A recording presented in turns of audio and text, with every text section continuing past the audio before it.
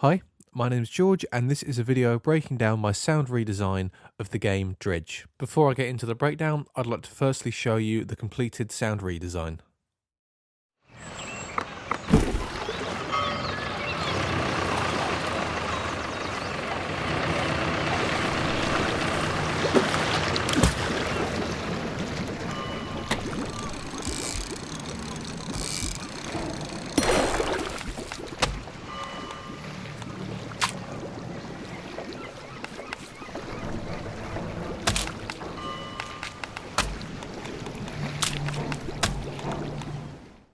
So the first thing to get out of the way, this isn't actually my gameplay and I'm going to put a link in the description to the original video that I got this from. It's a full playthrough of the game. I chose to do Dredge because it gave me the opportunity to do a lot of things that I hadn't really done before. I hadn't really done like a seaside environment. I hadn't really done sounds for water, sounds for the boat. And it also allowed me to explore things that I had maybe touched upon before in other projects, like UI sounds. So for the overall soundscape of the piece, I did have an idea kind of before starting, which I'm just going to go through before I start going through layer by layer, which I will do.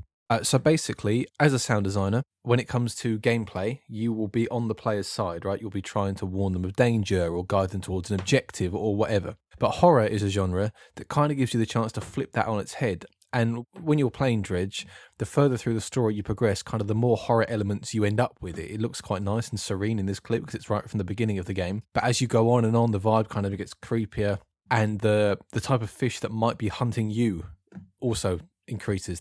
There's you know, you kind of are the hunter and the hunted in this game as you progress through it. And so what I did was design the soundscape in a way that forces the player to listen actively, right? That was kind of the idea behind it all. Design an arrhythmic ambience that forces the player to have to listen actively to tell where the threats are coming from. So when you're fishing here, you've got the top-down view. You can't see anything. When you're moving around, you can see everything. You see the horizon, you can see under the water a bit. But when you're actually doing the fishing, you've got the immediate vicinity covered mostly by the UI, and you've only really got sound to give you information. So to hinder the player, the soundscape was designed to have a lot of red herrings. That's the best way I would put it, right? You've got, when you're actually fishing, you've got the ambience going, you've got the water going, you've got this thing that I've called the fishing spot gargle, which is like this bubbly frothiness of the actual fishing spot. You've also got the groaning of the metal boat. You've got the bell going off, the fog bell, periodically. And then you've also got on top of that all of the UI sounds, which are actually there kind of to help you more than to hinder you, but you've still got that to pay attention to. And so all the while you're listening kind of beyond that and trying to filter that stuff out, you're also having to split your concentration on doing the fishing mini game, on reorganizing your inventory. And so that was basically the idea, to do all that, to try and create this anxiety and anticipation of what might be coming for you. With that out of the way, I'm just going to talk through some of the layers and plugins that I use. So for the ambience, I kind of had these two separate ambiences, right? I had like the dock ambience and the fishing out to sea ambience. So I'll just play some quick bursts of that for you now. I want to turn everything else off quickly. Okay, so here is the dock ambience. Okay, and then we move into the ocean, and here's the fishing ambience.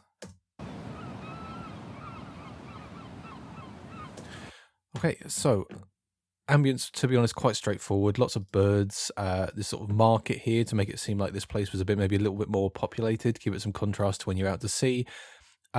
Relatively straightforward, really. So the water. Now there's water kind of split up into a few of these. You've also got the fishing gargle, which is very watery sounding.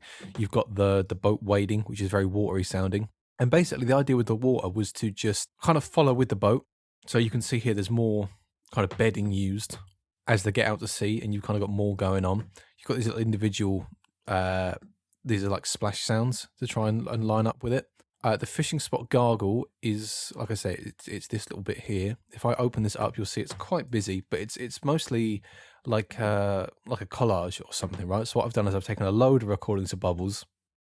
Actually, these are also bubbles. And I have just placed them all, scattered them all about. Some of them are time stretched. Some of them are just put in as they are. And then the same with this. This is all just a load of splashes that I have kind of some time stretched, some not. Some have got certain plugins on them, some haven't. Most haven't, to be honest. And all of that together kind of creates this busy, bustling froth of where the fish are supposed to be. The boat wading kind of follows the boat, much like the boat engine.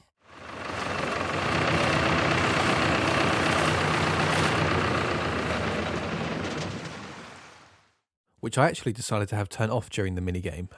So in an in-game sense, if there's going to be monsters hunting you, then you're going to want to make as little noise as possible when you're stationary. But also, turning off the engine allows for a much cleaner mix, which is important for things like UI sounds, and also allows the arrhythmic ambience to come through clearer. The metal boat groans. Now, these are mostly just recordings of sort of metal being stressed that I have pitch shifted. A lot of them are pitch shifted, some of them are just time stretched. And it creates this really nice, it's kind of, again, it's like a collage. It's kind of like the gargle. And it's, you know, I think if I was actually putting this into the game, then the way you would do this with lots of random containers with maybe some silence in there as well, so that you get this constant evolving but irregular and arrhythmic kind of ambience from the metal groans. So I'll play you a quick snippet of that now. Yeah, so it's got this kind of eerie atmospheric sound. I think the groans contribute to this feeling of isolation out on the sea. And then finally, there's this fog bell. A bit of a fine line to tread with this one because I wanted it to have a presence in the soundscape, but also to have it not play too much to avoid it becoming fatiguing to the player.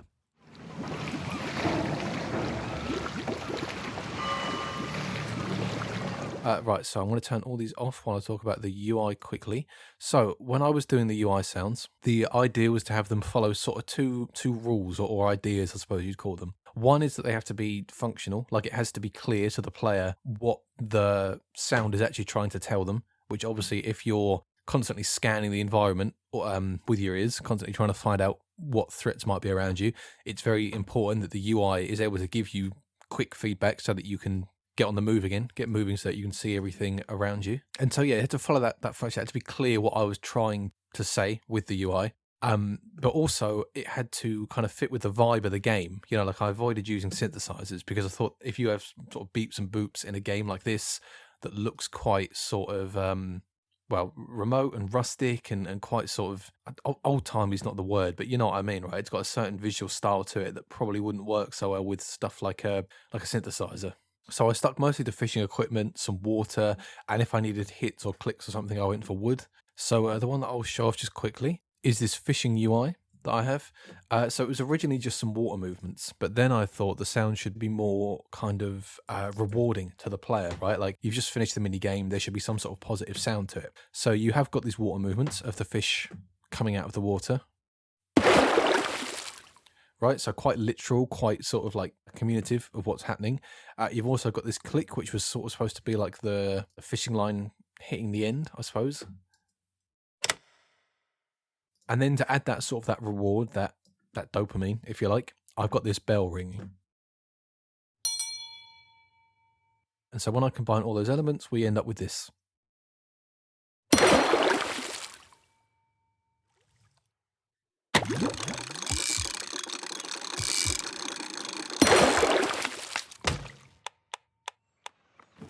So that's a quick rundown of my Dredge redesign. I'm overall really happy with how this one came out. I hope this video has been informative. I hope it's been more interesting than some of the unnarrated mixed breakdowns that I've done in the past for linear redesigns. If you'd like to see any more of my sound design work, I have a YouTube channel and an online portfolio where I post videos of all my stuff. And yeah, thanks for watching.